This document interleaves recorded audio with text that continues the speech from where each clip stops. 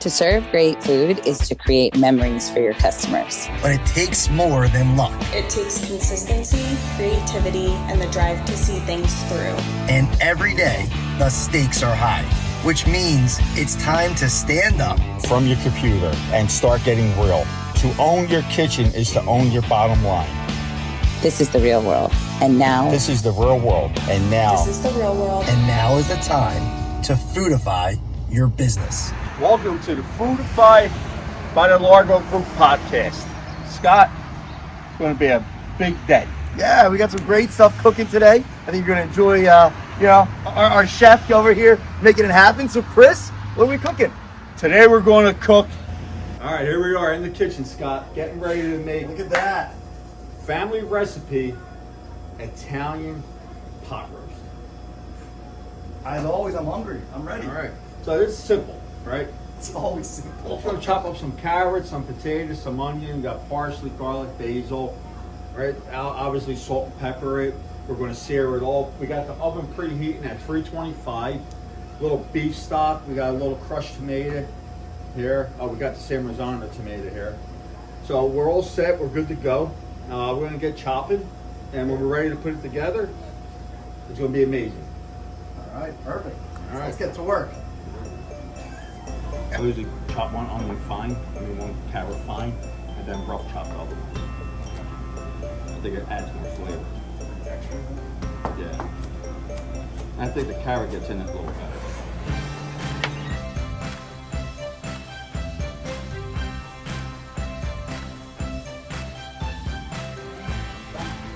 All right, Scott, so salt and pepper all sides. So why do we salt and pepper all sides, Scott? We'll make sure that flavor gets in every bite, right? You're going to eat all sides, right? I hope so. I hope we're going to eat the whole thing. You're not just eating one side, are you? Absolutely not.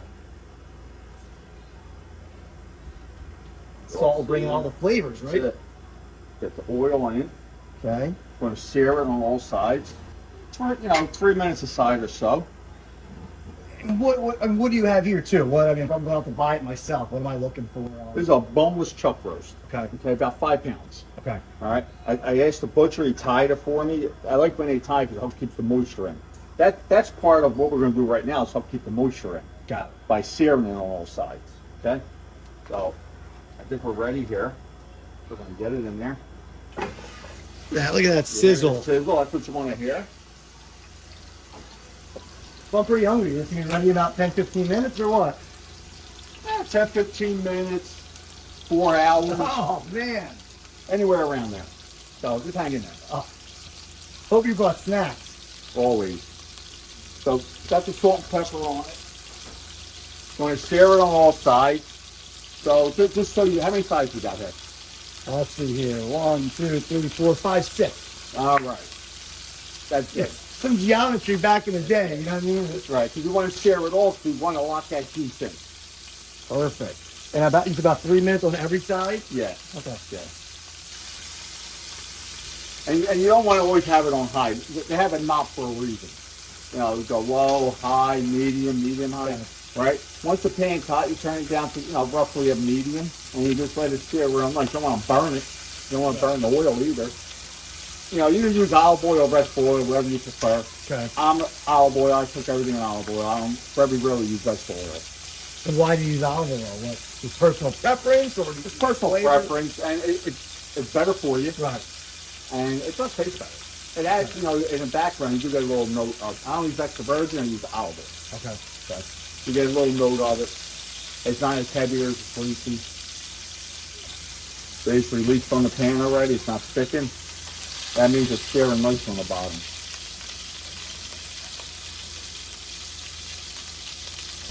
So Scott, what we got here, right? I have all the potatoes, I quartered them.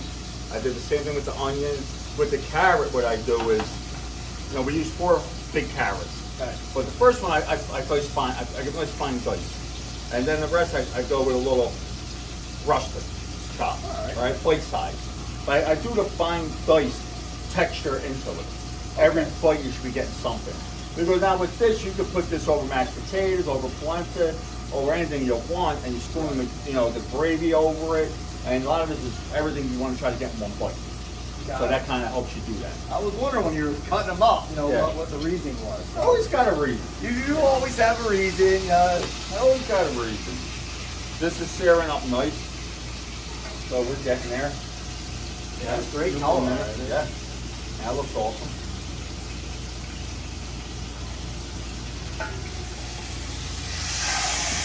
Another minute on that side.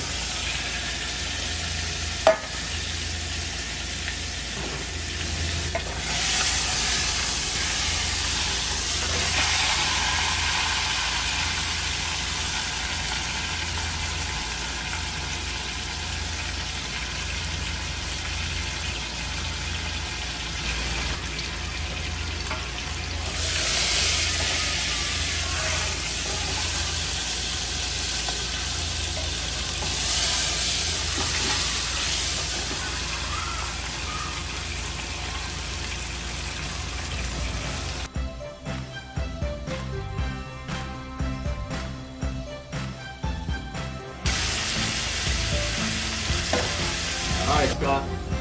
Searing on all sides. Wow. Now we remove it. Flavor is locked in. Flavor's locked in. Okay. Now we remove it. We'll sit it here for a minute. Okay. All right. Now what we want to do here is we want to deglaze this pan. Okay. We're going to use a little beef stock. All right. A little beef stock to deglaze it. You hear that? Absolutely. That's getting all the good stuff up off the bottom. So you gotta let that go for a minute. It's working in there. It's doing its thing. Doing this thing, I just want to try to get the bits off the bottom, just move it around a little bit. Don't leave any flavor in the pan. Nope. All right. So this is looking good. Okay. Now we put everybody in the pool. All the veggies in. All right, let's do it. Everything goes in one time. That's it. So this is what I want to do. Hey, I just like to mix them up. This way, carrots ain't on one side, onions on one side. Get them mixed up in there. Quarter the onions, but as they cook, they separate. Okay. You know, so don't worry about that. All right. So these all mixed around. I'm going to salt and pepper the veggies. Get the salt and pepper on them. I'm going to let these caramelize for a few minutes, about 6 minutes. Okay.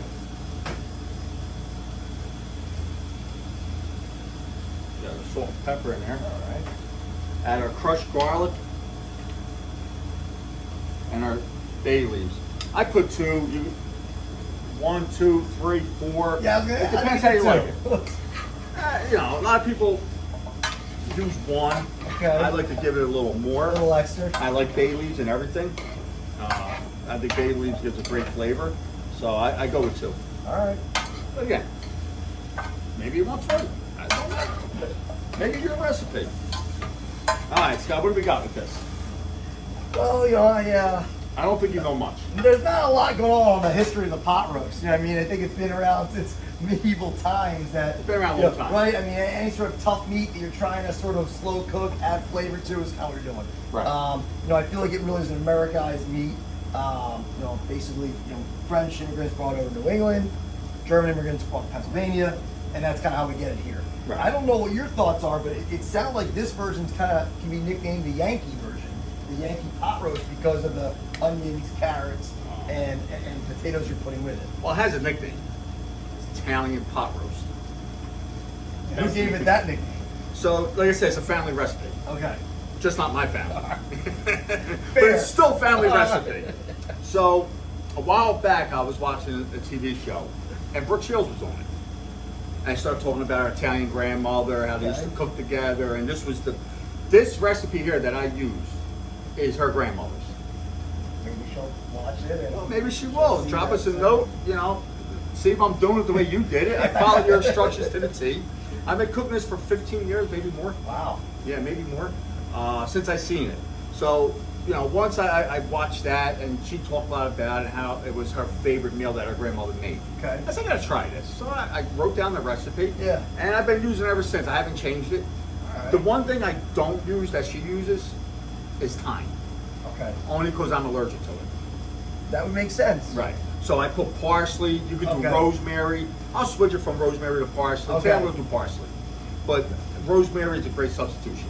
Right. if you don't like thyme, or if you like me, you're allergic to it. Who's allergic to thyme? Anything that you think like separates this from other pot roasts that you either work with, notice, Yeah. what would be like something that This to other pot roast for me, this gives it. You get such a great depth of flavor because we got the beef stock. Got it. And we're Okay. going to do the whole plum tomatoes. They're going to sit there. They're going to break down. We got the garlic, the bay leaf. got it. Right, and then again, all these vegetables in there cooking with it the whole time. A lot of pot roast recipes add them later. All right, so that Right. would be maybe the difference. Yeah. Okay. You know, not all, but a lot of them you add them later because people don't want them that soft. We do, Okay. and we want it to infuse the whole dish. It's going to infuse the meat. That makes sense. Right. Well, the nice part is we talk a lot about restaurants adding things to the menu that you have a lot of the ingredients. Right. Most restaurants already have some sort of version of potatoes, carrots, onions, obviously. If you right? don't, you're probably not a restaurant. You're Goodwill or something like that. I don't know. But yeah, you should have this in-house. This should be very simple to do. Right. Right? Nice and easy. Yeah. Smell it. It just smells so good. It does. It does. Back to your French Back to the, pepperoni. and then it became, just again another way to make a meat that's a little tougher than maybe a fillet. or Right. something It's a like less that. expensive cut. Yep. Right? It's affordable. Yes. We just have to do the work. Do the work. Gotta You're let it doing cook lots down. of work, then just throw it Right. on the grill, right? Right. Well, look at this. The prep time, 10 minutes. Yeah. Right? And then you brown that for, another 10, say. So you have 20 minutes of prep Right. for an awesome dish. Now, what I used to do in the restaurant was I used to get my butcher to make me 1 pound once. Okay. And I would cook like 6 of them in there. All right. And I would do family style. That's a great idea. Right? With that. Like, Well, I think as we talk about adding, profitable food to menus, what a great idea to use that maybe as a to-go meal, right? That could be not only, but what a great thing to it's send a home. great thing to pick up on Yes, your way home from work. exactly. Right? Feed a family of 4. And if people are looking for maybe a little quicker option, maybe they're not coming out on a Wednesday night, maybe they are, but they grab that. So what a great special to add to the menu that you could serve in the restaurant also, obviously. I'm saying, but you could get like 3 of these, 3 Right. 5-6 pound ones, use a bigger pot, cook Yeah. them all, Friday night special. Yeah, Portion it out, put it over mashed potatoes, over polenta, so much you can do with it. over just a bed of vegetables. It's endless what you could do with it. So, all I think right. he's going to find yourself a better food cost number too than just a You straight up are. filet mignon or a You're straight up gonna- New York strip. You're going to get a way better food cost number. So we're going to put the rest of the beef stock in. We're going to get our tomatoes in. What I do once I get the tomatoes in, Yeah. I like to just, I give them a little, I use a spoon, I just chop them a little bit. I like that. Help Always them got a little break down. technique to it. I like the teaching technique. Yeah, I just want to break them down. And again, just the same thing, so give it a little stir around. Those tomatoes are going to cook in there for like 4 hours. Believe me, they're going to break down. I just want to give it a little help. Right? Now it's important that the beef goes on top of all this. Right. Right? Instead of thyme, You're allergic to thyme. I'm allergic We to can't thyme. use thyme. All right, let's get this into the oven though. So the parsley's in. Next thing we want to do here, we want to get the beef in there.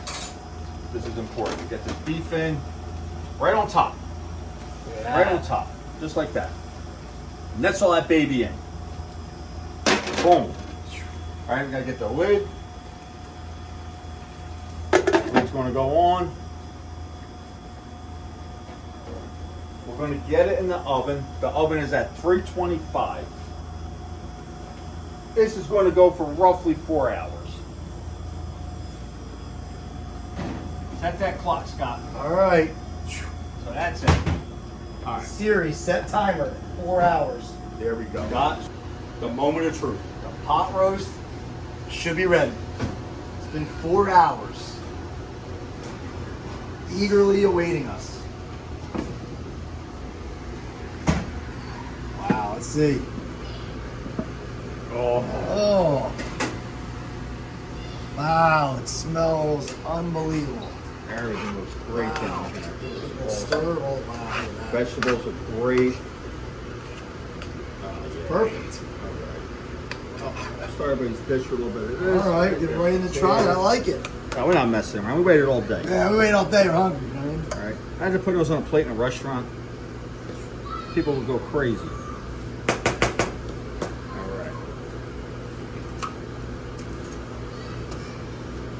now we want to make sure we get the string off. Okay. All right. How about eating the string? Oh, it's just tender. I can barely move it. I can barely move it, so tender.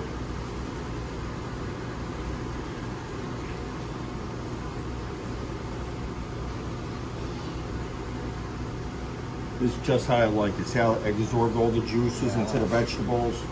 And this is cooked to perfection. I don't think it's gonna disappoint. I think it's gonna be worth the wait, like you Not said. gonna disappoint. It's not. Let's break this down right here.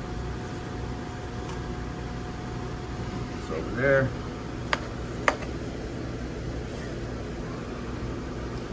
Piece over here. Look with a spoon. Just tearing it Right. apart. No knife, no fork, nothing needed. Nothing. Put this on your menu. Let me tell you something. People will go crazy. There you go. All right, let's give it a try. Let's give it a try. Whew.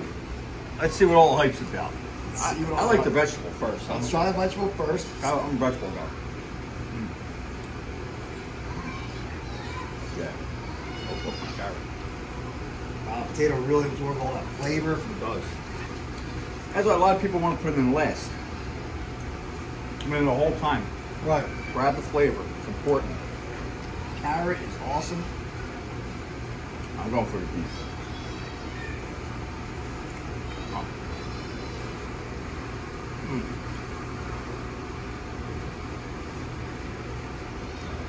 Wow, that's really good. So tender, so juicy. That's phenomenal. You've outdone yourself on this one, Chris. This is, I mean, like you said, a restaurant adds this to their menu. Wow. Oh, people are going to order it. And you go with something a little heavier. You go with a mashed potato. You go with a polenta. You can do a sweet potato mash. You don't necessarily have to go with, potato, right? Just do regular, all the time, mashed potato. People, that's heavy. Do a sweet potato mash. Right. It'd be delicious. Yeah, I'm not putting the plate down. It's so good. All these vegetables are cooked perfect. Yeah, it's right amount of time. Like it's it's not like the potatoes have nice form, not too soft. And the beef is tender. I mean, I can just tear it apart with a spoon. With a spoon it comes No, apart. it's exactly what you're looking for, right? Exactly what. Comes apart with a spoon. This is it.